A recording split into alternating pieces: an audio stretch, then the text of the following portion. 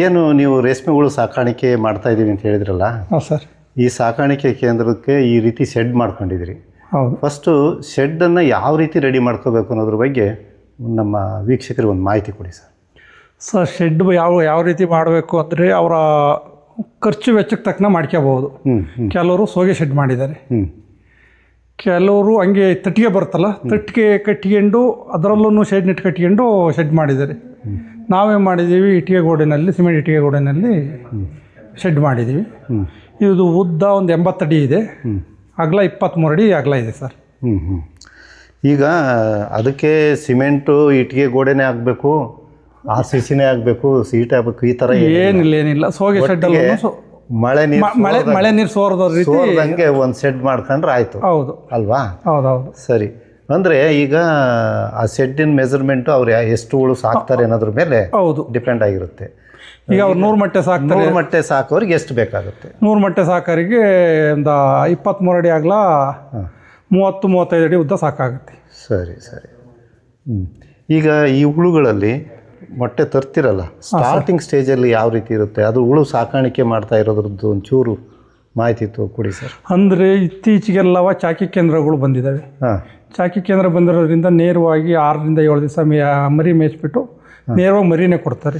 ನೇರವಾಗಿ ಮರಿನೇ ಕೊಟ್ಬಿಡ್ತಾರೆ. ಮೊದಲೆಲ್ಲ ಮೊಟ್ಟೆ ಕೊಡೋರು. ಮೊಟ್ಟೆ ತಗೊಂಬಂದು ಮೊಟ್ಟೆ ನಾವು ಅವ್ರು ಹೇಳಿದ ಡೇಟಿಗೆ ಕಾದ್ಬಿಟ್ಟು ಆ ನಂತರ ನಾವು ಅವ್ರು ಹೇಳಿದ ಡೇಟಿಗೆ ಲೈಟ್ಗೆ ಓಪನ್ ಮಾಡಿಟ್ಟು ಚಾಕಿ ಮಾಡ್ತಿದ್ವಿ. ಅವಾಗ ಆರಗಳೇ ಇಲ್ಲ, ನೇರವಾಗಿ ಮರಿ ಸಿಕ್ತಿರೋದ್ರಿಂದ ಒಂದು 13 ದಿವಸ 14 ದಿವಸದಲ್ಲಿ ಬೆಳೆನೇ ಮುಗಿದೋಗುತ್ತೆ ನಾವು ಮರಿ ತಂದು. ಓಕೆ. ಅಂದರೆ ಕೆಲಸ ಈಸಿ ಆಯಿತು ಚಾಕಿ ಸೆಂಟರ್ ಅದು ಚಾಕಿ ಸೆಂಟರ್ ಇರೋದ್ರಿಂದ ನೀವು ಅಲ್ಲಿಂದ ನೇರವಾಗಿ ಮರಿ ತರ್ತೀರಿ. ಮರಿ ತಂದ ಮೇಲೆ ಎಷ್ಟು ದಿವಸ ಇರುತ್ತೆ ಕೆಲಸ? ಇದು 13 ದಿವಸ ಕೆಲಸ ಇರುತ್ತೆ. 13 ದಿವಸ ಕೆಲಸ ಮುಗಿದೋಯ್ತು. ಆಮೇಲೆ ಒಂದು 6-7 ದಿವಸದಲ್ಲಿ ಗೂಡು ಕಟ್ಟುತ್ತೆ, ಮಾರ್ಕೆಟ್ ಮಾಡೋದು. 13 ದಿವಸ ನೀವು ಕೆಲಸ ಮಾಡಿದ್ರಿ ಅಂದರೆ ಅಲ್ಲಿ ಮುಗೀತು. ಅದು ಗೂಡು ಕಟ್ಕೊಳ್ಳೋಕೆ ಒಂದು 6-7 ದಿವಸ, 7 ದಿವಸ ಸಾಕು. ಆಮೇಲೆ ಮಾರ್ಕೆಟಲ್ಲಿ ವಿಲೇವಾರಿ ಮಾಡೋದು. ಈಗ ಮೊಟ್ಟೆ ಮರಿಗಳನ್ನು ತರ್ತಿರಲ್ಲ, ಅದು ಸ್ಟಾರ್ಟಿಂಗ್ ಯಾವ ಸ್ಟೇಜಲ್ಲಿ ಇರುತ್ತೆ ಏನಾದ್ರು ಇದೆಯಾ? ಅದು 2ನೇ ಹಂತ. ಈಗ ಇದು ಎಷ್ಟು ದಿವಸದ್ದು? ಇದು ಅವರು ಚಾಕಿ ಕೊಟ್ಟ ಮೇಲೆ 3 ದಿವಸ ಇದಾಗ್ಬಿಟ್ಟು 3ನೇ ಹಂತ ಎದ್ದಿದೆ. 3ನೇ ಹಂತನಾ ಇದು? 3ನೇ ಜ್ವರ ಎದ್ದಿದೆ. ಅಂದರೆ 3ನೇ ಹಂತ ಅಂದರೆ 3ನೇ ಜ್ವರ ಅಂದರೆ ಎಷ್ಟು ದಿವಸಕ್ಕೆ? 9 ದಿವಸಕ್ಕೆ. 9 ದಿವಸ ಆಗಿದೆ. 9 ದಿವಸ ಆಗಿದೆ. 9 ದಿವಸ ಆಗಿದೆ ಅಂದರೆ ಇನ್ನು 3-4 ದಿವಸ ಇದು ಮೇಯ್ತದೆ, ಆಮೇಲೆ ಗೂಡು ಕಟ್ಟುತ್ತೆ. ಇಲ್ಲ ಅವ್ರು ಕೊಟ್ಟ ಮೇಲೆ ನಾವು ಹೇಳಿದ್ದು, ನಮಗೆ ಕೊಟ್ಟಾಗತ್ತಲೂ 13 ದಿವಸ. ಇದು ನೀವು ಮರಿ ತಂದಿಲ್ಲ? ನಾವು ಮರಿ ತಂದಿರೋದು. ಇದು ಮರಿ ತಂದಿರೋದು ನಮಗೆ ಮರಿ ಬಂದು 6ನೇ ತಾರೀಕು ಮರಿ ಕೊಟ್ಟಿರೋದು. ಇದು 6ನೇ ತಾರೀಕು ಮರಿ ಕೊಟ್ಟಿದ್ದಾರಾ? ಹೌದು. 4 ದಿವಸ 3.5 ದಿವಸ ಮೇದಿದೆ.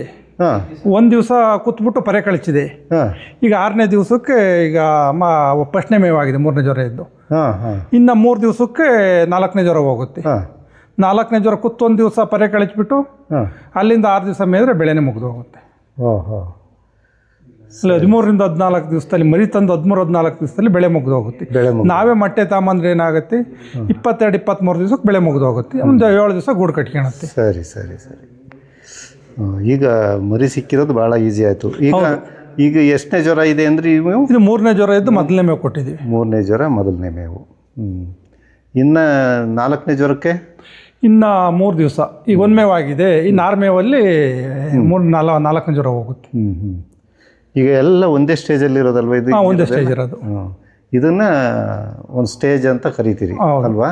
ಈ ಥರ 2 ಪಾರ್ಟ್ ಮಾಡ್ಕೊಂಡ್ರೆ ಹೌದು, 1 ಎಕರೆಯಲ್ಲಿ 2 ಭಾಗ ಮಾಡ್ಕೊಂಡು ಪ್ರತಿ ತಿಂಗಳು ಬೆಳೆ ಮಾಡ್ಬೋದು. ಪ್ರತಿ ತಿಂಗಳು ಮಾಡ್ಕೋಬೋದು. ವೆರಿ ಗುಡ್, ಚೆನ್ನಾಗಿದೆ.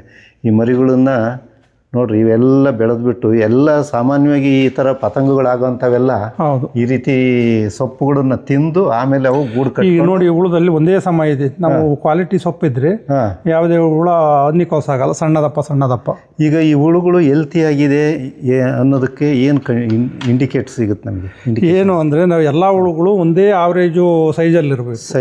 ಸೈಜಲ್ಲಿದ್ರೆ ನಮ್ಮ ಹುಳು ಪಕ್ಕ ಇದೆ. ಇವುಗಳಿಗೆ ಏನು ರೋಗ ಬಾಧೆಗಳು ಬರೋದು ಸಾಧ್ಯತೆ? ರೋಗ ಬಾಧೆ ಬರ್ತದೆ, ಕಡಿಮೆ ಇರ್ತದೆ. ಅಲ್ಲ, ಒಂದು ಪಕ್ಷ ಬಂದರೆ ನಿರ್ವಹಣೆ ಹೇಗೆ? ನಿರ್ವಹಣೆ ಪೌಡ್ರುಗಳು ಕೊಟ್ಟಿರ್ತಾರೆ, ಪೌಡ್ರನ್ನ ಕೊಟ್ಟು ಕಂಟ್ರೋಲ್ ಮಾಡ್ಕೋಬೋದು ಇಲಾಖೆ. ನಿಮಗೆ ನೀವು ಏನೇನು ಫೇಸ್ ಮಾಡಿದ್ದೀರಿ ಸಮಸ್ಯೆಗಳನ್ನು? ಈಗ ಸಮಸ್ಯೆ ಅಂದರೆ ಈ ಹಂತದಲ್ಲಿ ಏನು ಗೊತ್ತಾಗಲ್ಲ ರೋಗಗಳು. ಲಾಸ್ಟ್ನೇ ಹಂತದಲ್ಲಿ. ಅಲ್ಲ, ನೀವು ಇಷ್ಟು ವರ್ಷದ ಇದರಲ್ಲಿ ಸರ್ ನಿಮ್ಗೆ ಅನುಭವ ಇರೋದ್ರಲ್ಲಿ ಈ ಹುಳುಗಳಿಗೆ ಯಾವ್ದಾದ್ರು ರೋಗ ಬಾಧೆಗಳು ಬಂದಿದ್ವಾ? ರೋಗ ಬಾಧೆ 4ನೇ ಹಂತ ಇದ್ದು 2 ದಿವಸ 3 ದಿವಸಕ್ಕೆ ಅದಕ್ಕೆ ಮುಂಚೆ ಗೊತ್ತಾಗಲ್ಲ. ಗೊತ್ತಾದಾಗ ಏನು ಮಾಡ್ತೀರಿ? ಈಗ ಹಾಲುಳ ಬಂದಿದೆ ಅಂತ ಗೊತ್ತಾದರೆ ಹಾಲುಳ ಇದು ಸ್ಟ್ಯಾಂಡಲ್ಲಿ ನಿಲ್ಲಲ್ಲ, ಕೆಳಗಡೆ ಬಿದ್ದು ಹೊರದಾಡಿ ಬಿದ್ದು ಹೋಗ್ತಿರುತ್ತೆ. ಈಗ ಪ್ರಮಾಣ ಕಡಿಮೆ ಇತ್ತು ಅಂದರೆ ಅವನ್ನ ತೆಗೆದು ಹಾಕ್ಬಿಟ್ಟು ಪೌಡ್ರುಗಳು ಕೊಟ್ಟರೆ ಅದು ಕಂಟ್ರೋಲಿಗೆ ಬರ್ತದೆ. ಒಟ್ಟಿನಲ್ಲಿ ಇದಕ್ಕೆ ಸೂಕ್ತ ಮಾರ್ಗದರ್ಶನ ಸ್ಟಾರ್ಟಿಂಗ್ ಮಾಡೋರಿಗೆ ಖಂಡಿತವಾಗಿ ಈ ಏನು ರೇಷ್ಮೆ ಇಲಾಖೆ ಮಾರ್ಗದರ್ಶನ ಬೇಕು. ಅಥವಾ ಬೆಳೆಗಾರರ ಮಾರ್ಗದರ್ಶನ ಇಲ್ಲ, ಇಲಾಖೆದು ಇರುತ್ತೆ, ರೇಷ್ಮೆ ಬೆಳೆಗಾರರು ಸಹ ಮಾರ್ಗದರ್ಶನ ಕೊಡ್ತಾರೆ. ಯಾಕೆ ಅಂದರೆ ಈಗ ಅವರು ಏನು ಪೋಷ್ಟೇ ಯಾಕೆಂದರೆ ಇದು ವಸ್ತು. ಹೌದು, ಭಾಳಷ್ಟು ರೈತರಿಗೆ ಇನ್ನು ಕೆಲವರು ಮೊದಲಿಂದ ಮಾಡ್ಕೊಂಬಂದಿದ್ದಾರೆ. ಆದರೆ ನಮ್ಮ ರೈತ ಸಮೂಹದಲ್ಲಿ ಈ ಬೆಳೆ ಹೆಚ್ಚಿನ ಭಾಗ ನಮ್ಮ ಭಾಗದಲ್ಲಿ ಇರೋರಿಗೆಲ್ಲ ಹೊಸ್ತೇನೆ. ಏನು ಒಂದು 5% ಜನ ರೇಷ್ಮೆ ಬೆಳೆ ಇಲ್ಲ 5% ಇಲ್ಲ, 5% ಇಲ್ಲ, ಒಂದು 2% ಇರ್ಬೋದು. ಸರಿ. ಖಂಡಿತವಾಗಿ ಇದು ಉತ್ತಮ ಆದಾಯ ಕೊಡುತ್ತೆ ಅಂತ ನೀವು ಹೇಳಿದ್ರಲ್ಲ, ಧಾರಾಳವಾಗಿ ಹೇಳ್ತೀವಿ ಸರ್. ಇವೆಲ್ಲ ಅಲ್ಲಿ ಬರೀ ಹೊಲದಲ್ಲಿ ಅಷ್ಟು ಮೇಂಟೈನ್ ಮಾಡೋದಲ್ಲ, ಇಲ್ಲಿ ಮೇಂಟೈನ್ ಮಾಡೋದು ಇದೆ. ಹೌದು, ಇದನ್ನೆಲ್ಲ ಚೆನ್ನಾಗಿ ನಿರ್ವಹಣೆ ಮಾಡಿ ಯಾವುದೇ ಆಗಲಿ ಕಷ್ಟಪಟ್ಟರೆ ಸುಖ ಸಿಗ್ತದೆ ಅನ್ನೋದಕ್ಕೆ. ಅಂದರೆ ನೀವು ಇನ್ನೊಂದು ಇದೇ ಹೇಳಿದ್ರಿ ಮಾಹಿತಿನ, ಅಡಿಕೆ ತೋಟಕ್ಕಿಂತಲೂ ಇದು ನಮಗೆ ಬೆಸ್ಟು ಸರ್ ಅಂತ ಒಂದು ಮಾಹಿತಿ ಹೇಳಿದ್ದಾರೆ ಅರುಣ್ ಅವರೇ. ಅಡಿಕೆ ತೋಟ ಏನು ನಿರ್ವಹಣೆ ಮಾಡ್ತಿದ್ದಾರಲ್ಲ, ಆ ಇನ್ಕಮ್ಗಿಂತ ಇದ್ರ ಇನ್ಕಮ್ಮು ಸೂಪರಾಗಿದೆ. ಅದ್ರ ಬಗ್ಗೆ ಸ್ವಲ್ಪ ವಿವರವಾಗಿ ಖಂಡಿತವಾಗಿ ಅವರೇ ನಮಗೆ ಮಾಹಿತಿ ಕೊಟ್ಟಿರೋದು. ಹಾಗಾಗಿ ಆಮೇಲೆ ಮಾರ್ಕೆಟ್ ಬಗ್ಗೆ ಈ ರೀತಿ ಇದಾದಮೇಲೆ ನೀವೇನು 13 ದಿವಸ ಮರಿ ತಂದ 13 ದಿವಸಕ್ಕೆ ಇದು ಮುಗಿಯುತ್ತೆ. ಆಮೇಲೆ ಒಂದು 7 ದಿವಸ 6-7 ದಿವಸಕ್ಕೆ ಗೂಡು ಕಟ್ಟುತ್ತೆ. ಗೂಡು ಕಟ್ಟಿದ ಮೇಲೆ ಅವುಗಳನ್ನೆಲ್ಲ ಯಾವ ರೀತಿ ಮಾರ್ಕೆಟಿಗೆ ತೊಗೊಂಡು ಹೋಗ್ತೀರಿ? ಎಲ್ಲ ಬಿಚ್ಚಿಕೊಂಡು ಚೀಲದಲ್ಲಿ ಹಾಕೊಂಡು ಸ್ಪೆಸಿಫೈಡ್ ಚೀಲಗಳಿದಾವೆ? ಇಲ್ಲ, ಈರುಳ್ಳಿ ಈಗೆಲ್ಲ ಕೆಂಪು ಈರುಳ್ಳಿ ಚೀಲ ಬಂದಿದೆಯಲ್ಲ, ಆ ಚೀಲದಲ್ಲಿ ಹಾಕ್ಕೊಂಡು ಯಾವ ಮಾರ್ಕೆಟಿಗೆ ತಗೊಂಡು ಹೋಗ್ತೀರಿ ನೀವು? ಈಗ ಮಾರ್ಕೆಟು ರಾಮನಗರ, ನಮ್ಮ ಏಷ್ಯಾ ಖಂಡದಲ್ಲಿ ದೊಡ್ಡ ಮಾರ್ಕೆಟು ರಾಮನಗರ, ಅಲ್ಲಿಗೆ ಹೋಗ್ತಾರೆ. ನಿಮಗೆ ನಿಯರ್ ಮಾರ್ಕೆಟ್ ಯಾವುದು? ನಮಗೆ ನಿಯರ್ ಮಾರ್ಕೆಟ್ ಹಾಸನ್ ಇದೆ. ನಮ್ಮ ಕಡೂರು ತಾಲೂಕಿಗೆ ನಿಯರ್ ಅಂದರೆ ಹಾಸನ್ನು, ತುಮಕೂರು. ಆದ್ರೆ ನೀವು ಹೋಗೋದು ರಾಮನಗರಕ್ಕೆ? ನಾವು ರಾಮನಗರ, ನಮ್ಮ ರೇಟ್ ಎಲ್ಲಿದಾಗುತ್ತೋ ಅಲ್ಲೇನೆ ಕೊಡ್ತೀವಿ. ಈಗ ಈಗ ಬಿತ್ತನೆಗೂಡು ಅಂದರೆ ಹಾಸನ ಮಾರ್ಕೆಟ್ ಇದೆ, ತುಮಕೂರು ಮಾರ್ಕೆಟ್ ಇದೆ, ಬೆಂಗಳೂರು ಮಾರ್ಕೆಟ್ ಇದೆ. ಬಿತ್ತನೆಗೆ ಮಾತ್ರ. ಇನ್ನು ರೀಲಿಂಗು ನೂಲಿಗೆ ಹೋಗೋದೆಲ್ಲ ಏನಾಗುತ್ತೆ, ರಾಮನಗರ ಮೇನ್ ಮಾರ್ಕೆಟ್ ಇದೆ. ಇಲ್ಲಿ ಲೋಕಲೆಲ್ಲ ಪ್ರೈವೇಟಲ್ಲೇ ಗೂಡು ತಗೊಂಡ್ಬಿಟ್ಟು ಅವರು ಮಾರಾಟ ಮಾಡ್ತಾ ಇದ್ದಾರೆ. ಏನು ಬಿತ್ತನೆಗೂಡು ಅಂದರೆ? ಬಿತ್ತನೆಗೂಡು ಅಂದರೆ ನಾವು ಈ ಹುಳ ಬೆಳೆದ್ಬಿಟ್ಟು ಇದನ್ನು ಗೂಡು ಕಟ್ಟುತ್ತೀವಿ. ಗೂಡು ಕಟ್ಟಿದ ನಂತರ ಮತ್ತೆ ಚಿಟ್ಟೆಯಾಗಿ ಬಂದ್ಬಿಟ್ಟು ಮೊಟ್ಟೆ ಇಡುತ್ತೆ. ಆ ಮೊಟ್ಟೆನಲ್ಲಿ ಮತ್ತೆ ರೈತರಿಗೆ ಮೊಟ್ಟೆ ಕೊಡೋದು. ಸರಿ, ಅದು ಮತ್ತೆ ಅದರನ್ನ ಪ್ರೊಡಕ್ಷನ್ಗೆ ಅದು. ಇನ್ನು ನೂಲಿಂದೆಲ್ಲವ ರಾಮನಗರ ಮಾರ್ಕೆಟ್ ಚೆನ್ನಾಗಿದೆ. ಅಂದರೆ 2 ರೀತಿ ಆಯಿತು, ಒಂದು ಬಿತ್ತನೆಗೆ, ಇನ್ನೊಂದು ದಾರಕ್ಕೆ. ರೈಟ್ 2 ರೀತಿ ಇದೆ. ಇದೆಲ್ಲ ದಾರದ್ದು. ಬಿತ್ತನೆದು ಅಂದರೆ ಯಾವ ರೀತಿ ಮಾಡ್ತೀರಾ? ಅದು ಇದೇ ರೀತಿನೇ ಅಥವಾ ಇದೆಲ್ಲ ಇದು ಒಂದೇ ರೀತಿನೇ? ಏನು ತಳಿ ಚೇಂಜ್ ಇರುತ್ತೆ ಅಷ್ಟೇನೆ. ಅದಕ್ಕೆ ಬೇರೆ ತಳಿ ಕೊಡ್ತಾರೆ? ತಳಿ ಚೇಂಜ್ ಇರುತ್ತೆ. ಅವಾಗ ಕೊಡ್ಬೇಕಾದ್ರೆ ನಿಮಗೆ ಮರಿ ತರಬೇಕಾದ್ರೆ ತಳಿ ಚೇಂಜ್ ತರಬೇಕು. ರೈಟ್. ಅದು CSR 2 ಅಂತವ, ಇದು CSR 2x4 ಅಂತವ. ಖಂಡಿತ. ರಂಗಸ್ವಾಮಿ, ಇದೇನು ಚಂದ್ರಿಕೆನಾ ಸರ್? ಇದು ಪ್ಲಾಸ್ಟಿಕ್ ಚಂದ್ರಿಕೆ ಅಂತ ಸರ್. ಪ್ಲಾಸ್ಟಿಕ್ಕು ಅಲ್ಲ. ಈಗ ನಮಗೆ ಇನ್ನೂ ಒಂದು ಮಾಹಿತಿ, ನೀವೇನೋ ಗೂಡು ಕಟ್ಟುತ್ತೆ ಅಂದ್ರಲ್ಲ, ಆ ಗೂಡು ಇಲ್ಲೇ ಕಟ್ಟುತ್ತಾ? ಇದ್ರ ಮೇಲೇನೆ ಕಟ್ಟುತ್ತೆ. ಅಲ್ಲೇನೆ ಗೂಡು ಕಟ್ಟಿದ ಮೇಲೆ ಇದ್ರಕ್ಕೆ ಹಾಕ್ತೀರಾ? ಇಲ್ಲ, ಇದೇನಿದೆ, ಹುಳು ದಪ್ಪ ಆಗುತ್ತೆ. ಅದು ದಪ್ಪ ಆದ ನಂತರ ಖಾಲಿ ಇದಕ್ಕೆ ಹಾಕ್ತೀವಿ. ಇದೆಯಲ್ಲ, ನಾವು ಇದೇ ಹುಳು ಅಂತ ಇಟ್ಕೊಳ್ಳಿ. ಇದು ಹುಳು ಈ ಟೈಪು ಇಲ್ಲಿ ಹಾಕ್ತೀವಿ ನೋಡಿ. ಈ ಟೈಪ್ ಹಾಕಿಬಿಟ್ರೆ 7 ದಿವಸ ನಮ್ದು ಏನು ಕೆಲಸ ಇಲ್ಲ. 13 ದಿವಸ ಆದ್ಮೇಲೆ ಆ ತರ ಚಂದ್ರಿಕೆ ಜೋಡಿಸಿದ ಮೇಲೆ ಇದ್ರಲ್ಲಿ ಗೂಡು ಆಗುತ್ತೆ. ನಮ್ದೇನು ಕೆಲಸ ಇಲ್ಲ. ಸರಿ ಸರ್, ಇಲ್ಲಿ ಗೂಡು ಆಗುತ್ತೆ ಅಂದ್ರೆ ಇಲ್ಲೇ ಇರುತ್ತೆ. ನಾವು ಏನಾಗುತ್ತೆ ಮತ್ತೆ ನೋಡಿ ಸರ್, ಈಗ ದೊಡ್ಡ ಹುಳು ಆಗುತ್ತಲ್ಲ, ಈಗ ಇದ್ರ ಮೇಲೆ ಈ ರೀತಿ ಹಾಕಿದ್ರೆ ಗೂಡು ಕಟ್ಟುತ್ತೆ ಸರ್. ಇದ್ರ ಮೇಲೆ ಈಗ ಹುಳ ಇಲ್ಲಿದೆ, ಇದ್ರ ಮೇಲೆ ಈ ರೀತಿ ಇಟ್ಟರೆ ಇಲ್ಲೇ ಗೂಡು ಕಟ್ಟುತ್ತೆ. ಗೂಡು ಕಟ್ಟಿದ 3 ದಿವಸಕ್ಕೆ ತೆಗೆದು ಎತ್ತಿಟ್ಕೊಂತೀವಿ. ಇದನ್ನು ತೆಗಿತೀವಿ. ತೆಗೆದು ಏನು ಮಾಡ್ತೀರಿ? ತೆಗೆದು ಇಲ್ಲಿ ಸೆಂಟ್ರಲ್ಲಿ ಅಡ್ಡ ಕೋಲ್ ಹಾಕ್ಬಿಟ್ಟು ಅದ್ರ ಮೇಲೆ ಇಡ್ತೀವಿ.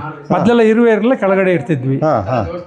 ಈಗ ಇರುವೆ ಇರೋದ್ರಿಂದ ಗೂಡು ಕಟ್ಟಿದ 3 ದಿವಸಕ್ಕೆ ಎತ್ತಿಬಿಟ್ಟು ಜೋಡಿಸಿಡ್ತೀರಿ. ಇಲ್ಲಿ ಕೋಲ್ ಹಾಕ್ಬಿಟ್ಟು ಜೋಡಿಸಿಡ್ತೀವಿ ಹಿಂಗೆ. ಒಂದ್ರ ಮೇಲೆ ಒಂದು ಜೋಡಿಸಿಡ್ತೀವಿ. ಒಂದು ಇದಕ್ಕೆ 6 ಬರಂಗೆ ಜೋಡಿಸಿಟ್ಬಿಡ್ತೀವಿ. ಹಾಂ ಹಾಂ ಹಾಂ ಸರಿ ಸರಿ ಸರಿ. ಈಗೇನಾತಿ ಮೊದಲು ಲೇಬರ್ ಜಾಸ್ತಿ ಬೇಕಾಗಿತ್ತು ತಟ್ಟೆ ಬೆಳೆಯುವಾಗ. ಆಮೇಲೆ ಈಗ ಇದು ಚಾಪೆ ಚಂದ್ರಿಕೆ ಬರುತ್ತಲ್ಲ ಅದಕ್ಕೆ ಪ್ರತಿ ಹುಳನೂ ಆದ್ಬಿಡ್ಬೇಕು. ಇದು ಏನಿಲ್ಲ, ಇದ್ರ ಮೇಲೆ ಹಾಕಿಬಿಟ್ರೆ ಅದ್ರಿಗೆ ಅದು ಗೂಡು ಕಟ್ಕೊಳತ್ತೆ. ಇದ್ರ ಮೇಲೆ ಹಾಕಿದ್ರೆ ಹುಳುಗಳು ಬಂದು ಅದರೊಳಗೆ ಗೂಡು ಕಟ್ಕೊಂಡು ಅದಕ್ಕೆ ಹುಳು ಅದೇ ಬಂದ್ಬಿಟ್ಟು ಗೂಡು ಕಟ್ಟುತ್ತೆ. ಹಾಂ ಹಾಂ ಖಂಡಿತವಾಗಿ ಈ ಬೆಳೆ ನಮ್ಮ ಭಾಗದ ರೈತರಿಗೆ ವಸ್ತು. ರಂಗಸ್ವಾಮಿ ಅವರೇ, ನೀವು ಇದರಲ್ಲಿ ಬೆಳೆದು ಯಶಸ್ಸನ್ನು ಕಂಡಿದ್ದೀರಿ. ಹೌದು ಸರ್. ಯಶಸ್ಸನ್ನು ಕಂಡಿರೋದ್ರಿಂದ ನಮ್ಮ ವೀಕ್ಷಕರು ಫೋನ್ ಮಾಡ್ತಾರೆ, ಮಾಹಿತಿ ಕೇಳ್ತಾರೆ ಮಾಡೋವಂಥವ್ರು. ದಯಮಾಡಿ ಒಳ್ಳೆಯ ಮಾಹಿತಿಯನ್ನು ನೀಡಿ ಅವರನ್ನು ನಿಮ್ಮ ಜೊತೆಯಲ್ಲಿ ನಿಮ್ಮ ಹಾಗೆ ಆರ್ಥಿಕವಾಗಿ ಅವರನ್ನು ಸದೃಢವಾಗಿ ಬೆಳೆಸಿ ಅಂತ ಹೇಳ್ತಾ. ಆಯಿತು ಸರ್. ಈಗೇನಾಗಿದೆ, ಒಬ್ಬ ರೈತರು ನಾನು ಮಾಡ್ತೀವಿ ಅಂತ ಬಂದರೆ ಮಾಹಿತಿ ಕೊಡಿ. ಎಲ್ಲ ರೀತಿ ಖಂಡಿತವಾಗಿ ಉತ್ತಮವಾದ ಮಾಹಿತಿಯನ್ನು ಕೊಟ್ಟಿದ್ದೀರಿ. ನಿಮಗೆ ಅನಂತ ಧನ್ಯವಾದಗಳು. ನಮ್ಮ ಎಲ್ಲ ಸ್ನೇಹಿತರು ಕೂಡ ಇವತ್ತು ಇವರು ಕೂಡ ರೇಷ್ಮೆ ಬೆಳೆಗಾರರೇ. ಅರುಣ್ ಅವರೇ, ಇವರಿಂದಲೂ ನೀವು ಈಗ ನಾವು ತಿಳ್ಕೊಳಕ್ಕೆ ಬಂದಿದ್ದೀವಿ, ಉದಯೋನ್ಮುಖ ರೇಷ್ಮೆ ಬೆಳೆಗಾರರು. ಈಗ ಖಂಡಿತವಾಗಿಯೂ ಖಂಡಿತ ಒಳ್ಳೆಯದಾಗುತ್ತೆ. ನೀವು ಕೂಡ ಬೆಳೀರಿ ಅರುಣ್ ಅವರೇ, ಇವರ ಮಾರ್ಗದರ್ಶನ ಪಡ್ತೀವಿ. ಈಗ ನಮ್ದು ಇದು ಬೆಳಿಗ್ಗೆ 7ಕ್ಕೆ ಸೊಪ್ಪು ಹಾಕಿದ್ದೀವಿ. ಇನ್ನು 2 ಗಂಟೆ 3 ಗಂಟೆ ತನಕ ಬರಲ್ಲ. ಎಲ್ಲ ಸೊಪ್ಪು 90% ತಿಂದ ಆಗುತ್ತೆ. ಎಲ್ಲಿ ತಿಂದು ಅಲ್ಲಿ ಮಾತ್ರ ಸೊಪ್ಪು ಕೊಡ್ತೀವಿ. ರಂಗಸ್ವಾಮಿ ಅವರು ಸರ್, ಈಗ ನಿಮ್ಮದು ರೇಷ್ಮೆ ತೋಟ ಅಲ್ಲೊಂದು ನೋಡಿದ್ವಿ. ಹೌದು ಸರ್. ಈಗ ಈ ತೋಟಕ್ಕೆ ಬಂದಿದ್ದೀವಿ. ಹಾಂ ಸರ್. ಈ ತೋಟಕ್ಕೂ ಆ ತೋಟಕ್ಕೂ ಏನು ಭಿನ್ನತೆ ಇದೆ? ಇದು ಇತ್ತೀಚೆಗೆ ಮಾಡಿರೋದಲ್ಲ? ಇದು 8 ವರ್ಷದ ತೋಟ ಸರ್. ಇದು 8 ವರ್ಷದ್ದು. 8 ವರ್ಷ. ಏನು ಡಿಫ್ರೆನ್ಸ್ ಇದೆ ಸರ್ ಇದಕ್ಕೆ? ಸರ್, ಇದು ಸಾಲಿನಿಂದ ಸಾಲಿಗೆ 10 ಅಡಿ, ಸಾಲಿನಿಂದ ಸಾಲಿಗೆ 10 ಅಡಿ, ಹಿಂಗು 10 ಅಡಿ, ಈ ಕಡೆ ಅದು 10 ಅಡಿ. ಒಟ್ಟು ಸ್ಕ್ವೇರ್ ಫೀಟ್ 3 ಅಡಿಗೆ ಗಿಡಗಳು ಹಾಕಿ 4 ಗಿಡನ. ಇದರಲ್ಲಿ 4 ಗಿಡ ಇದಾವ?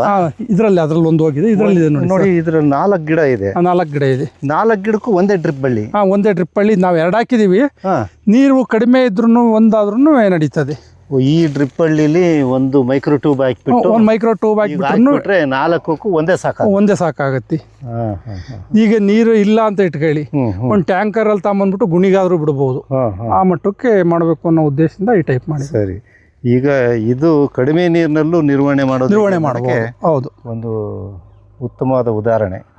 ವಿಶೇಷತೆ ಇದು 4 ಕಡೆ ಗಾಳಿ ಆಡತ್ತಿ. ಒಂದು ಗುಣಿಗೆ 4 ಭಾಗ ಗಾಳಿ ಆಡೋದ್ರಿಂದ ಸಫಿಷಿಯೆಂಟಾಗಿ ಗಾಳಿ ಸಾಕಾಗುತ್ತೆ. ಗಾಳಿ ಬೆಳಕು ಅಂದರೆ ಈಗ ರೇಷ್ಮೆ ಗಿಡ ಇದು ಬೆಳವಣಿಗೆಗೆ ಸರ್, ಸೂರ್ಯನ ಬೆಳಕು ಗಾಳಿ ಇವೆರಡು ಏರಳವಾಗಬೇಕು. ಎರಡೂ ಮುಖ್ಯನೇ. ಹಾಗಾಗಿ ಇದನ್ನು ತೋಟದಲ್ಲಿ ಇಂಟರ್ ಕ್ರಾಪ್ ಆಗಿ ಬೆಳೆಯಕ್ಕೆ ಬರಲ್ಲ. ಒಂದು ಪಕ್ಷ ಬಂದರೂ ಸತ್ವಯುತವಾದಂತಹ ಸೊಪ್ಪು ಸಿಗಲ್ಲ, ಕ್ವಾಲಿಟಿ ಆಹಾರ ಹುಳುಗಳಿಗೆ ಆಗಲ್ಲ. ಅದು ರೀಸನ್. ತೋಟದೊಳಗೆ ಬರ್ಬೋದು, ಆದರೆ ಕ್ವಾಲಿಟಿ ಇರಲ್ಲ. ರೈಟ್. ಸರಿ. ಎಲ್ಲ ಇದು V1 ತಳಿ ಅಂತ ಇದೆ. 3-4-5 ತಳಿ ಇದೆ. ಅದು ನೀವು ಬೆಳೆಸಿರೋದು V1 ತಳಿ ಅಂತ ಸರ್. V1 ತಳಿಯನ್ನ ಬೆಳೆಸಿದ್ರಿ. ಈಗ ಅಲ್ಲೇ ಆ ತೋಟದಲ್ಲಿ ಇದ್ದಿದ್ದು ಅದು V1. ಈಗ ರೇಷ್ಮೆ ಬೆಳೆಗಾರರು ಹೆಚ್ಚಾಗಿ ಬೆಳೆಸೋದು ಇದೇನಾ? 199 ಭಾಗ V1 ರೇಷ್ಮೆ ಸರ್. ಇದು ಈ ಪ್ಲಾಟ್ಗಳನ್ನ ಲೀಸಿಗೆ ಮಾಡ್ಕೊಂಡ್ರೆ ಸರ್, ನಾನು ಇದು ನಿಮ್ಮ ಸ್ವಂತ ತೋಟ ಅಲ್ಲ, ಲೀಸಿಗೆ ಹಾಕ್ಸ್ಕೊಂಡು ಮಾಡ್ತಾ ಇರೋದು. ಇದು ನೋಡಿ ಸ್ನೇಹಿತರೆ, ನಮ್ಮ ರೈತರು ಸ್ವಂತ ಜಮೀನು ಇಟ್ಕೊಂಡು ಮಾಡೋಕ್ಕೆ ಹಿಂದೆ ಮುಂದೆ ನೋಡ್ತಾರೆ, ಹೇಗೆ ಮಾಡೋದು ಅಂತ ಗೊತ್ತಿಲ್ಲ ಅಂತಾರೆ.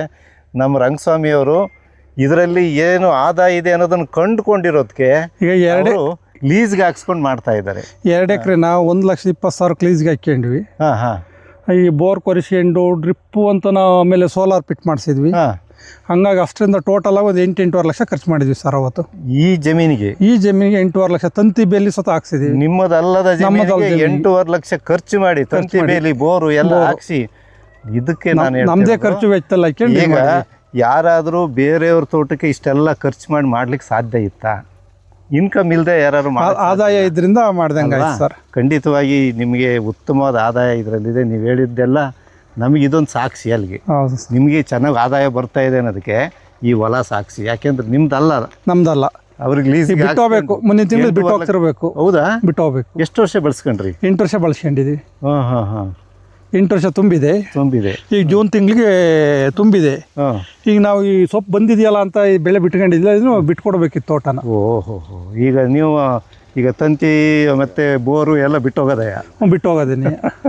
ಇರಲಿ, ಈಗ ಅನುಕೂಲ ಆಗಿದೆ. ಈಗ ನೀವು ಇಂಥ ಹೊಲ ಕೊಂಡ್ಕೊಳ್ಳೋವಷ್ಟು ಅನುಕೂಲ ಆಗಿದೆ ಸರ್. ಅಷ್ಟು ಮೇಯ್ನು. ಖಂಡಿತವಾಗಿ ಒಳ್ಳೆಯದಾಗಲಿ ರಂಗಸ್ವಾಮಿಗಳೇ.